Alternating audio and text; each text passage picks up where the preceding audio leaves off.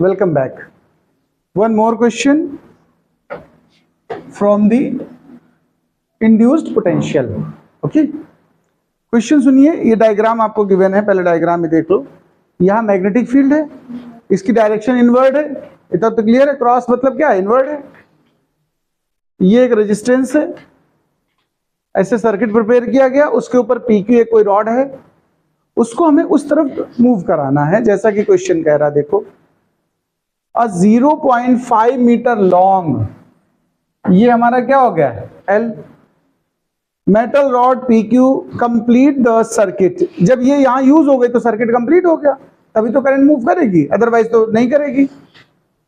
The area of the circuit is perpendicular to the magnetic field.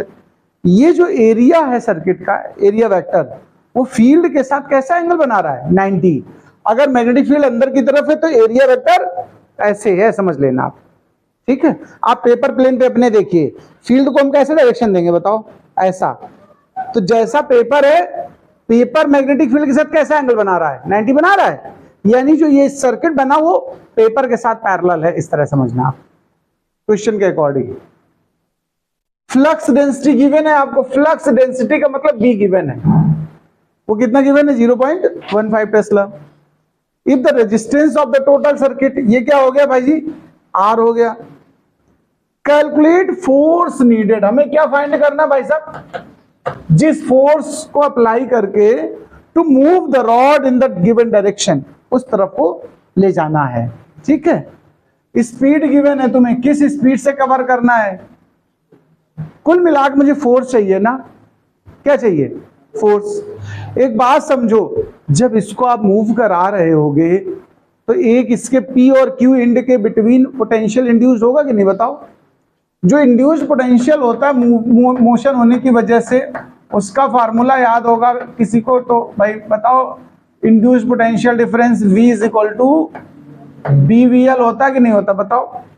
अगर magnetic field हो, velocity हो, length हो, तो पोटेंशियल डेवलप होगा कि नहीं? लेकिन हमें तो फोर्स चाहिए। ये जब पोटेंशियल डेवलप हो जाएगा और सर्किट कंप्लीट होगा तो करंट इंड्यूस्ड होगी कि नहीं होगी? और करंट अगर इंड्यूस्ड हो रही होगी, ध्यान रखना, तो करंट कैरिंग कंडक्टर बन गया PQ। और करंट कैरिंग कंडक्टर पे जो फोर्स लगता है उसका फार्मूला क्या होता है? याद है किसी को? बिल साइन थीटा, याद आया? IBL sine theta, BIL sine theta. Theta यहां पर ध्यान रखिएगा हमारा B और L के बिटवीन का एंगल होता है। तो ये 90 है यहां पर थीटा कितना भाई साहब? Here theta is equal to 90 degree. तो F बचा हमारा क्या? I, B और L। हमें देखो B नोन है, L नोन है, हमें अननोन क्या है?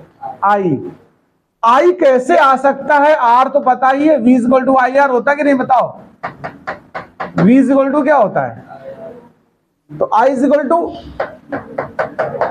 V अपान R, और V मतलब इंड्यूस पोटेंशियल, और इंड्यूस पोटेंशियल क्या है? BVL। देखो BVL, यही तो इंड्यूस पोटेंशियल है कि नहीं बताओ? तो करंट हमारी जो है वो बन गई BVL बाई R। अब ये फॉर्मूला देखो फोर्स का क्या बन गया, ये I की जगह तो BVL बाई R हो गया, और BL अपना पहले से यहां पर एक। अब ये पूरा मिला करके सोचोगे तो क्या सोचोगे भाई जी? B square VL square by R। सभी वैल्यूज हमें यहां नोन है। पोटेंशियल कितना नोन है, मतलब फील्ड देखिए कितना है टेस्ला में? 0.15, ये रख लीजिए। तो B की प्लेस में आ गया 0.15 टेस्ला। वेलोसिटी 2 है। लेंथ इस PQ का कितना है जरा देखो, शुरुआत में एकदम दिया था 0.5 मीटर। ठीक है, लेंथ हो गया हमारा 0.5 मीटर, और रेजिस्टेंस 3 ओम था ना शायद। अब बस कैलकुलेशन का काम बाकी है। 15 जा कितना होता है, किसी को याद है? 225। क्यों भाई साहब? और डेसिमल कितने डिजिट पे आएगा बताओ भाई? 4 पे आएगा कि नहीं आएगा बताओ? अच्छा, इसके बाद ये तो खैर कुछ नहीं, इसका देखो 5 5 जा 25 होता है, 2 डिजिट पे डेसिमल लगा दीजिए। और इधर 3 नीचे डिवाइड में आइए। चलिए इसको मल्टीप्लाई सिंप्लीफाई करके आंसर बताइए, फिर आगे बात करेंगे। करो सब लोग सिंप्लीफाई कैलकुलेशन, आप लोग इस रिजल्ट में पहुंचेंगे न्यूटन में, नोट कर लीजिए।